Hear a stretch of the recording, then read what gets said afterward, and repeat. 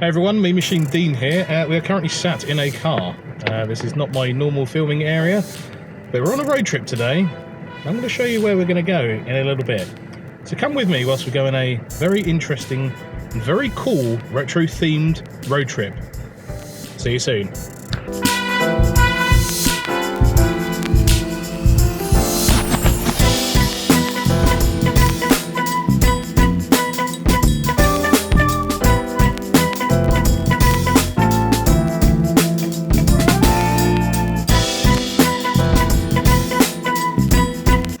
Right, you are probably all wondering where I am. We are at the cave. Yes, we are finally here at the home of Retro in Stroud, which is a bit far away. Now, when I left, it was sunny Slough.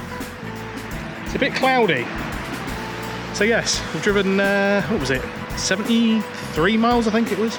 But it's going to be worth it because we are now at the home of Retro at RMC. So I've got a few things to do, like walk and stretch my legs, but we'll take a look inside shortly, so come with me and I'll see you shortly.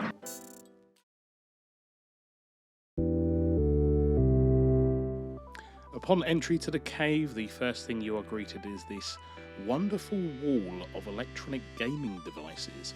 Some of these I actually have, and some of them I had as a child. There is an Astro Wars cab there, Super Simon, a Tomy Turbo, and also the Mini Galaxian arcade cabinet that is there.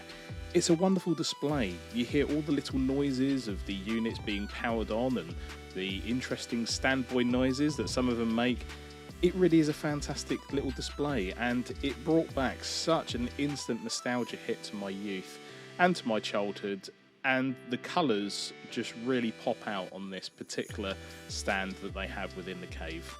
In the door next to this area is the, well, I don't want to call it a fake game shop, because it looks far too much like one I used to go to.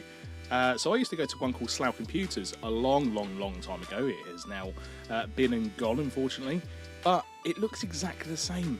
Like, you'd have this section for computer software and everything was divided up into the different computers. It just looks far too much like a shop I used to go to, which is great because the nostalgia here is so instant.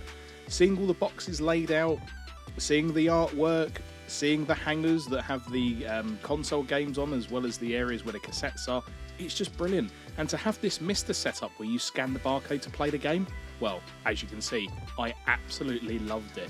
Just being able to pick up a game and scan it and play it there and then, the nostalgia is just so good. And the boxes look so incredible. They look brand new, just like they had just come out of the factory. But the one thing that shocked me the most is it is a do touch exhibition, so you're actively encouraged to actually pick things up and look at them, which, whilst you're in a game shop, is fantastic. To look at the old game covers and look at the back covers like you would do when you'd go and buy a game. Just outside of there is the reading section, where there are so many different magazines, I didn't even get a chance to actually sit and read any. Next to this was this beautiful Bang & Olufsen setup with the PlayStation 1, a G-Con 45 and Time Crisis. What's not to love? It's a light gun game, a CRT, and one of the best light gun games ever. Brilliant setup. Next up was the computers and microcomputers with these lovely little place areas that allow you to have QR codes to scan and learn a little bit more about the units that are set up, and also some videos to Neil's actual channel on RMC Retro. Next, I found myself next to a PC Engine and had to fight an old foe. Oh dear, why angry? Why is Trevor trying to kill me? God damn it. Chill, Trevor, chill. So yes, I managed to set a high score on Dragon Spirit, but it was absolutely destroyed about 10 minutes later. But anyway, I carried on exploring everything. There's just so much to take in, from the shelves above to the computers below. And then myself and my brother decided to sit down for a game of Stunt Car Racer on a A600 Amiga and a Atari ST linked up. Hello, Neil. And yeah, my brother resoundingly kicked my butt, so well done, brother. One more for you to take away and tell me about for the rest of my life. The cabinets that are laid out have some incredibly rare units, and in fact, so rare, I met Jackie Chan. Look at that, isn't that nice? Some lovely setups. You can really just stand there and look at these for hours. A 3DO, a lovely BBC micro there, and then my old friend, a laser active. And what game was in the cave? Yes, Road Avenger. Because who doesn't want to put themselves through this pain again? If you haven't seen my stream on this, it was emotional. It's a very interesting game, to say the least. I managed to get to sit in big chair in front of this wonderful setup with all of the Mr. consoles, with an N64 and a GameCube. Neil resoundingly beat me at Mario Kart. I have no objections with that. Another wonderful cabinet full of wonderful components and some rare things that are set up as well. However, one of the highlights was this wonderful rescue cabinet. Alex from the channel Nintendo Arcade brought this here. There's a little snippet of the video that he's done on his channel at the top right. So if you actually want to learn a little bit more, go and click the link in the description. But to stand in front of this, well, prototype of this game from Stern was just incredible. One of the rarest things that I got to see, and I feel very privileged, was the actual print factory where a lot of the Mr. consoles are actually being printed in this batch farm.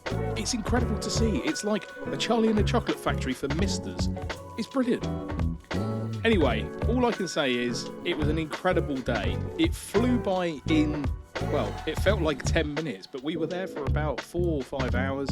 There's so much to take in, and also there's the wonderful brewery that is nearby in Stroud, which Neil and the rest of the team, myself and my brother, got to go to. So if you get to go there, please make sure you step by.